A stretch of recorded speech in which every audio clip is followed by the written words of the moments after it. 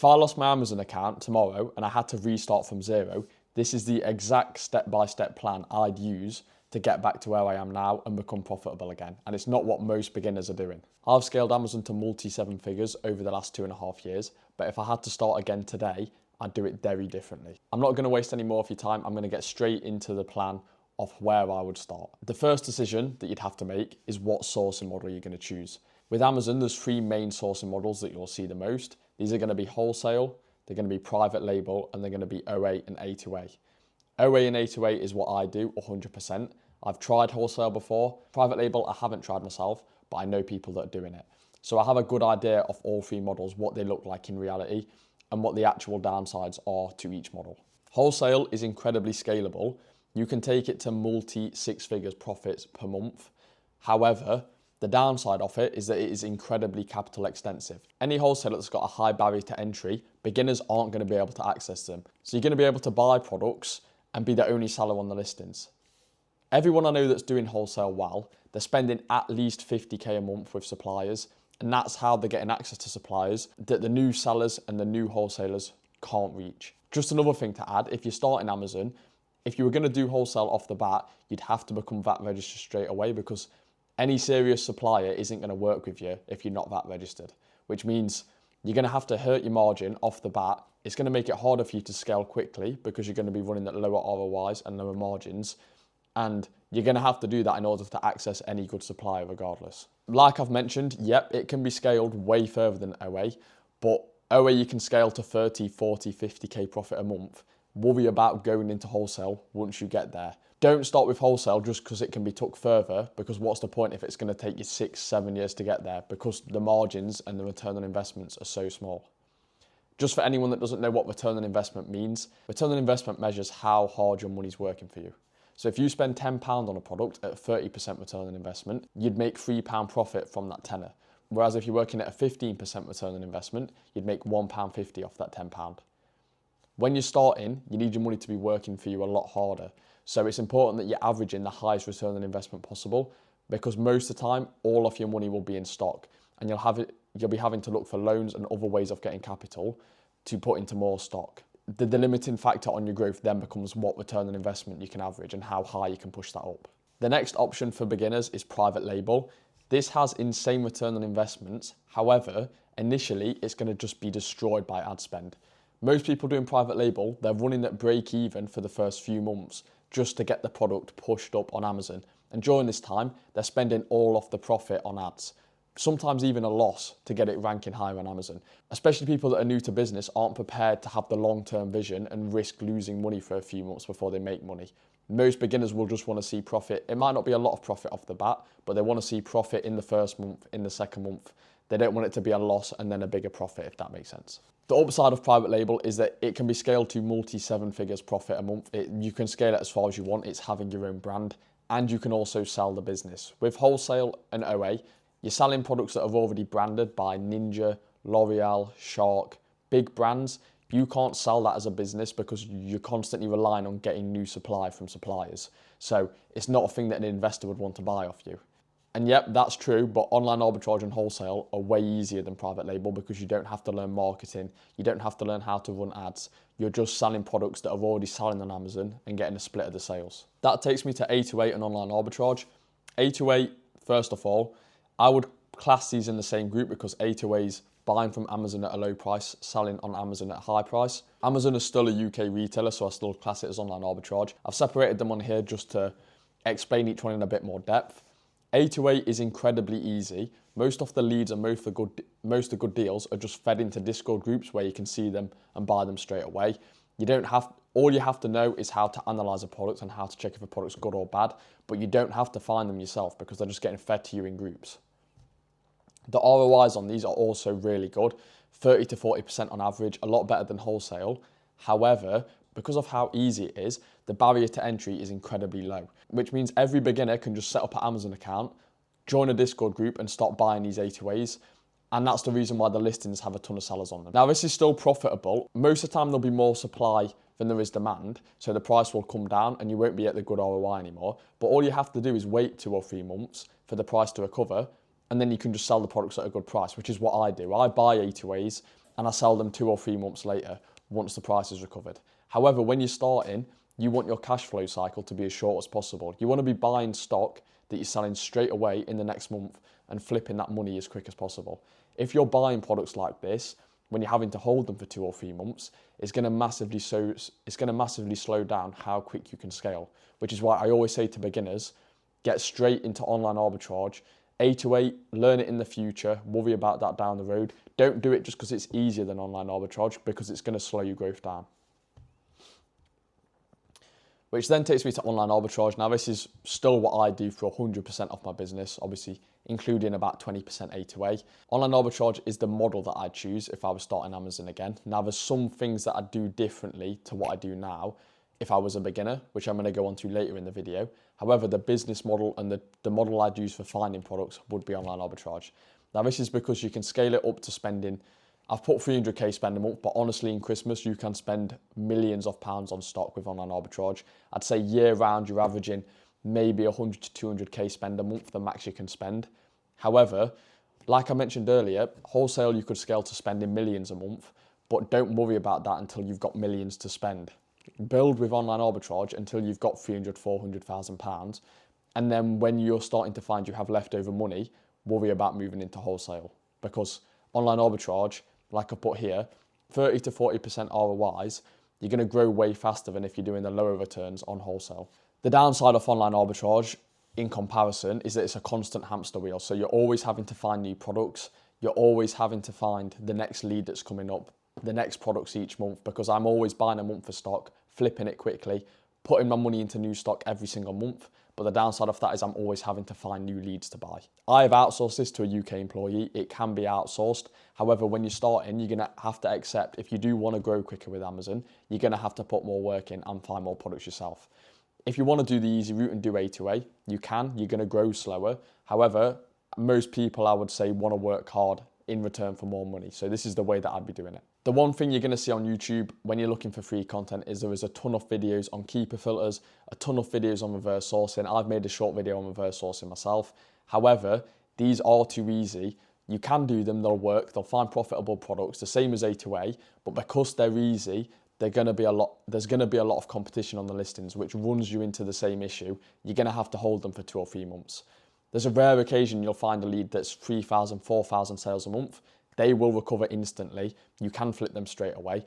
There's not enough volume off them leads to rely on that when you're starting, which is why you need to start to think of your own sourcing methods. This is what I did. I found my own outside the box sourcing methods. I look for products in ways that other people aren't looking for them. Over the last 2.5 years, I've got around 8 now that I use. Obviously, we've taught them the UK employee. He runs through them for us. The people on the one-to-one mentoring with me, I teach these 8 sourcing methods, and that's how they're able to buy stock they can flip the next month. But that's not to say you need mentoring to find something that other people aren't doing. You can have a dig on Amazon, you can find stuff that's outside the box, and you can find your own way of finding products. You don't necessarily have to go for a mentor. So the next thing that I'll come on to is how I'd be dealing with ungates. So when you start a fresh Amazon account, you're going to be gated in every single product on Amazon. There's a few that will auto ungate, but they're normally dodgy brands that I wouldn't want to risk selling anyway. For example, Korean beauty. I'd never sell a Korean beauty brand because they have a lot of problems on Amazon. You're going to get IP claims from the brand. You're going to have other sellers giving you issues, and you're going to have more customers saying that they're fake when they're not. So I'm going to be going for proper brands, all from UK retailers. Initially, I would not be going for any that say 100 units here. You can see there, that's saying to sell Revlon, I need to upload an invoice with 100 units on. You can get approved for these on a fresh seller account because I've seen it. However, if I was starting, I'd want to have the best odds possible in getting ungated. I'd only be going for brands that are showing 10 units here.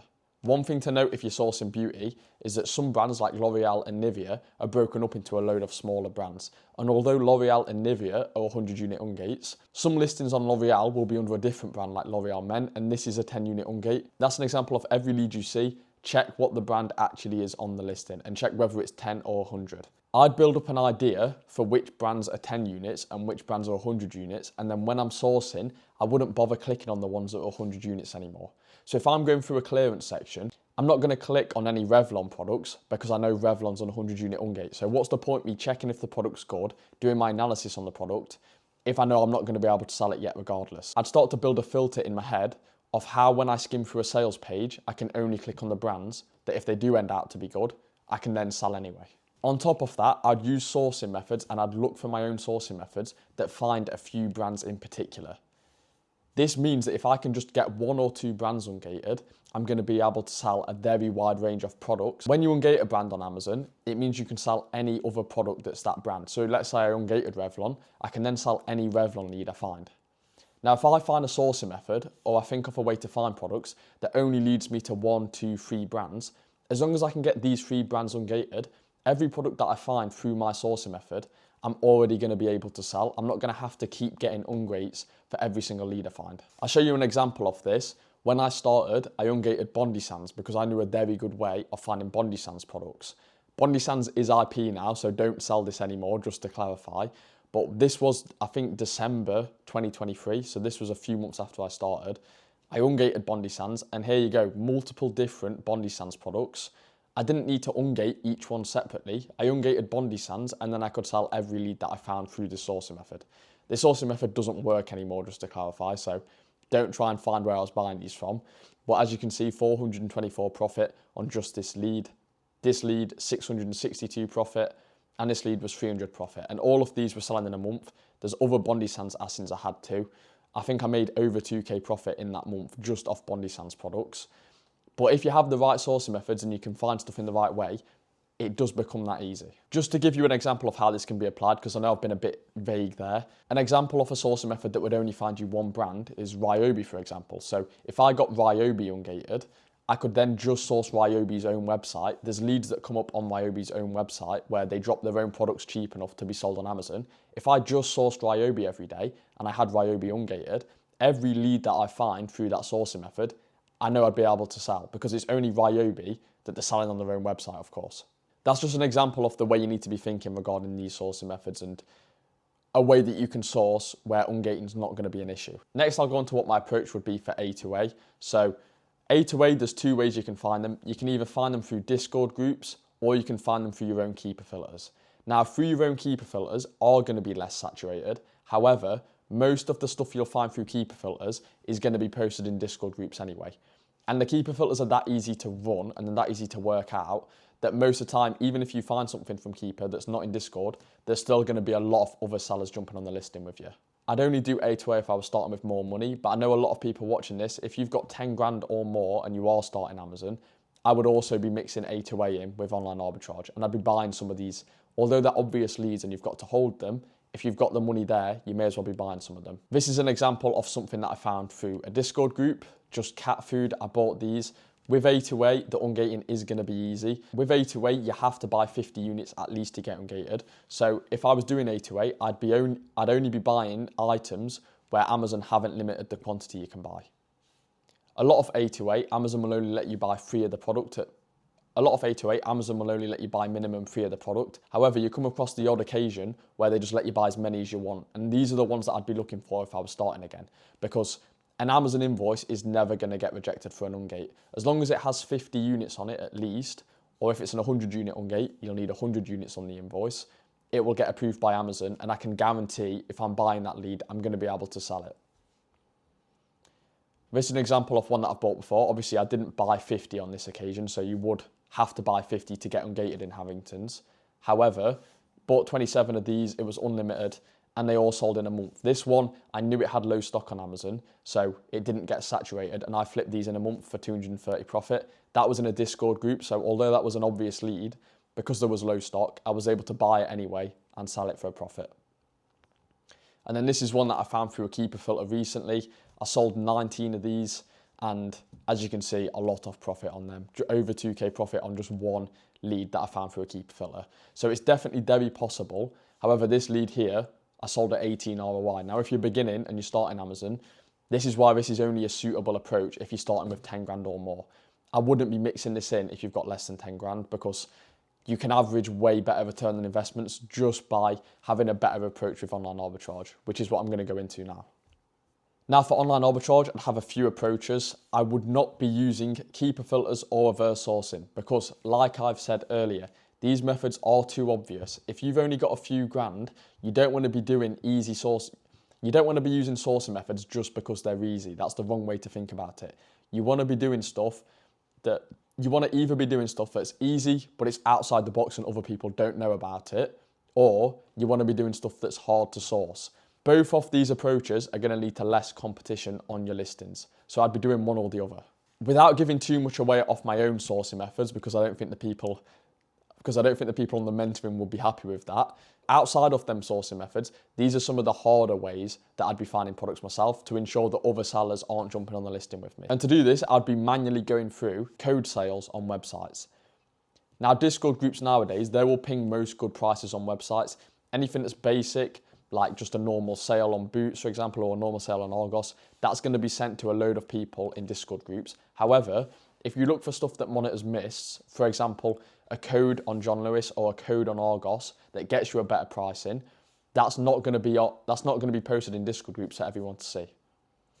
I'd also recommend sourcing the clearance section on all three of these sites, because although that's a bit more of an obvious place to look, if you check it often enough, because it's on clearance, they normally have very low amounts of stock, which means when you find a good product, you can buy most of the stock yourself and you're not going to have other sellers jumping onto the listings with you. However, if you want to find products on the clearance section on these sites, you're going to have to, like I said, you're going to have to do the harder way. You're going to have to be checking these every day, because any good deal that goes onto the clearance section on these sites, because it's low stock, it will get taken out of stock very quickly, which means you need to put the hard work in, check this every single evening and be on top of them. If I was starting again, I would be checking all three clearance sections every night. I'd be using my own sourcing methods that are outside the box, and I'd be going through code sales. I wouldn't be doing anything that's obvious. I want to get stock that I'm flipping instantly. With the ungating with online retailers, there's two approaches that I'd have. So A2A is a bit easier. If it's a 10 unit ungate, buy at least 50 from Amazon. Amazon require 50 units always to get ungated if it's from them themselves. I'm not sure why. Obviously, if it's 100 units, you have to buy 100 from your A2A lead. For online arbitrage, it's a bit different. Like I said earlier, I'd only be checking products that are 10 unit ungates, because I'm not going to risk an 100 unit ungate on a fresh seller account. If I found something good on a website that has good invoices, I would just buy at least 10 of the leads. So if I found a good lead on Argos, if I found a good lead on Boots or John Lewis, they all have very good invoices that will work for ungates. Let's say I find a John Frader lead on Boots, I'd buy 10 off the lead, get the invoice off Boots, upload that to Amazon, and then I'm going to be allowed to sell John Frader. And then I can just send the lead in that I bought into Amazon. And that's how I'd get around the ungate. And that's the exact same for Argos and John Lewis. They both have really good invoices. So as long as you buy 10 of the product, you're going to get ungated. However, if I was going for a retailer that doesn't have as good invoices, for example, Superdrug or Home Bargains, all I do is just buy the invoice separately. I'll go back to the ungating section because these are some good websites that I've used before. But when you're buying it separately, I'd always buy it from either, if it's an electronic product, I'd buy it from Spares to a Pair. If it's a beauty product, I'd buy it from Direct Cosmetics. And all you want to do is buy the ungate separately from this retailer, get ungated with the invoice, and then you can either take the risk. Some people say it's risky in case Amazon spot you doing it, but you can return the products to the retailer afterwards. Or, this is why these two websites are good, Direct Cosmetics and Spares to a Pair, a lot of their products are really, really cheap, £1 or £2 each. So you can buy 10 of them. It's only going to cost you 10 or 20 quid, which you can then sell it on eBay or just throw it in the bin, and you've got ungated with it for 10 or 20 quid. You can then sell the lead that you'll most likely be making way more than that on, and then you're ungated in that brand forever. But yeah, I'd only buy from these two to get ungated if the retailer that you're buying the lead off isn't going to work for the ungate. All you're going to have to do is check whether your retailer works or not and try and work out how good their invoices are. Now, for the last part, I'm going to get into how I would be scaling. And obviously, it's all going to be showing you how I'd initially buy products, but a lot of the part of it is the roadmap of how I'd be going over the next 2 or 3 months, maybe the next 6 months into my business. And this is going to be how I would scale it up to where I am now. Now, first of all, with the ungating situation, that's only going to be an issue in the first month or so. Once you've sold enough of a certain category, you then become ungated automatically in other brands from that category. Let's say I've been selling a lot of beauty products. I'm going to start to see the other 10 unit ungates become auto approved. And this is when I can be much less restrictive on what sourcing methods I'm using, because it then opens me up to pretty much every single beauty brand on Amazon. Some 100 unit ungates you're still going to have to do manually, but at this point it's much more likely for you to get approved for them, and it just becomes easier as time goes on. For this reason, I would stick to 1 or 2 categories. The sourcing methods I teach tend to land around beauty and electronics more than other categories. Because of this reason, I would only be selling beauty and electronics if I was starting again, because Let's say I can get a few electronic brands ungated, a few beauty brands ungated, get some revenue on these 2 brands. It's going to then make the other brands in these categories auto ungate, and my sourcing methods will become way more efficient because I can then buy any lead on them. I'm not having to skim through the ones that I know I can't get ungated in. Because of this, you're going to find it way easier to spend more money on stock. You're going to have access to 10, 20 times more brands, so you're going to be spending 10 or 20 times more on leads. If I was starting again and I didn't have as much capital, there's a few ways I'd go regarding funding. You can either go for a government loan, which is the safest option. However, it is an actual pain to get access to them. It takes a lot of hard work. It's one of the things that I help people on the one-to-one mentoring with. However, you can do it yourself. It's just going to take a lot of time. I personally tried to do it when I started and I gave up on it because I couldn't be bothered, and then I just used Amex instead. The government loans have really low interest rate. They're over a very long period, and I believe you can get £25,000 for it. So it's very good financially. However, the amount of time it will take you to get the loan, I'd rather just pay a bit more interest and get it straight away. Now for the credit card options, you've got American Express and Capital on Tap.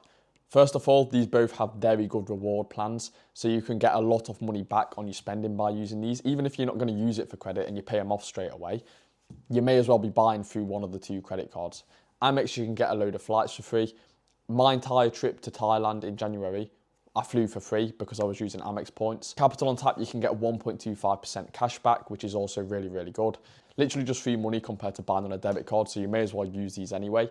However, if I was going to use one for funding, I'd use Amex. And what I'd do is, I never like to take risks with credit cards, so all I used to do is match whatever was in my Amazon balance, because I know that money, for example, if you overspend on Amex, and you then have to sell stock to pay it off, you're in a very bad position, because that's where you might have to be dropping your prices and undercutting to get the money to pay off your credit card. However, I always just match what's in my Amazon balance and I'm waiting to come to my bank account, because I know no matter what, I'll always be able to pay the card off. The last option, if you don't want to use credit cards, is Wayflyer. Now, these are very expensive, a lot higher interest than the UK government loan.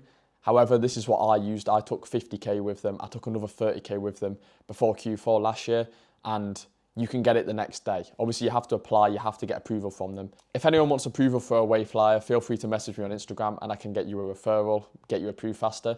However, once again, if you have a lot of spare time, do the government loan, because it's going to be cheaper for you. It's going to take longer, it's going to be more work, but it's going to cost you less money. On top of this, half my business partner did the same as me. We both were driving dingers. We made sure we had as much money as possible to put into stock. He sold his BMW. I always just had a dinger, so I stayed in my dinger. And I would put as much money as possible into the business. We both had his Ford Fiesta wasn't as bad as mine. As you can see, this was not the same colour as my one, but this is the Ford Fiesta model I had. If you can free up as much money as possible to put into stock, you're going to grow your business faster. That's the reality. If you can delay spending personally for as long as possible, you're going to have more money for stock, and that's just going to make you grow faster. Just to clarify on this, when I was starting, and if I was starting again, I was reinvesting all of the profit my business was making every single month back into it. I was also putting £1,000 a month from my apprenticeship. I had a degree apprenticeship at the time where I was working 9 to 5 in an office. I was putting £1,000 a month from that business into Amazon every single month on top. And that's how I grew quickly. At the end of the day, the more money you have for stock, the faster you're going to grow and the more stock you can buy. I still reinvested all of my profit until the end of December, literally a month ago now, which is when I've decided to take my initial director's loan back out of the business. If you can combine reinvesting all of your profit, any extra money from a job you can also put in, and then getting loans on top of this, that is how you are going to grow as fast as possible. And with all of my sourcing methods, I know I can spend £100,000 a month on stock, which meant if I reset back to zero, I would be doing anything I can to get back to that amount of money so that I'm running at the profit again that I'm running at now. And if you're going to struggle to reinvest all your profit and you're going to be tempted to pull some out, I'll just run you the maths on what an Amazon business looks like over a certain period of time. So let's say you start with £3,000, that's what I started with. If you're doing Amazon with my strategy that I've just explained, buying stock that you can flip in 1 month, buying stock through sourcing methods that aren't going to drop in price, you're going to be selling them from 30 to 50 ROI on average. Let's say it takes a week for a product to get into Amazon, and then it takes a week for Amazon to pay you out from the sale. You're going to be looking at about a month and a half from buying an item to receiving the money back from the sale back in your bank account, which means if you're averaging 40 ROI every 1.5 months, obviously in the first month, if you spend 3k, you're going to finish with 4.2k, 1.2k profit. However, with the 8 flips in a year you can get on this cycle, that 4.2k would then turn into 62k after a year. And how exponential growth works, 62k, at that point you'd be making around 10k, 15k profit a month, which matches up exactly with how my growth looked. So once again, just make sure you're using strategies that you're flipping the stock straight away and you're getting a good return on investment. This is without the maths of adding an extra K a month into the business too. That will also compound on top of the profit from your business you reinvest in, which is why I also say quit your 9 to 5 as late as possible, because the longer you can put extra money into the business, the faster it's going to grow. But yeah, I hope this summarized the exact plan I'd use if I was starting again. Anyone that has watched this whole video, I'm assuming you're looking to start Amazon. So check out in the description the 2-hour course I've made. It's free on YouTube. That's going to go a bit more in depth of what it actually looks like running an account, how to do analysis, how to actually ungate products on Amazon. This is more for overview of my strategy I'd use. However, that'll go into a bit more of the details of what it looks like in place and actually doing it yourself. For anyone that doesn't want to learn from my YouTube videos and wants a strategy that's applied directly to your situation, what sort of job you have, how much spare time you have, how much money you have, then the link for the one-to-one mentoring is in the description. This is just me jumping on calls with you, showing you the sourcing methods I use in my own business and the exact strategy that you should do for your specific situation, rather than the generic advice that you're going to find on YouTube, because obviously you can't get a specified plan for you on YouTube. But yeah, thank you for watching. I hope this helped. Once again, feel free to check out the free course in the description if you want to learn a bit more about Amazon. But other than that, I'll end it here.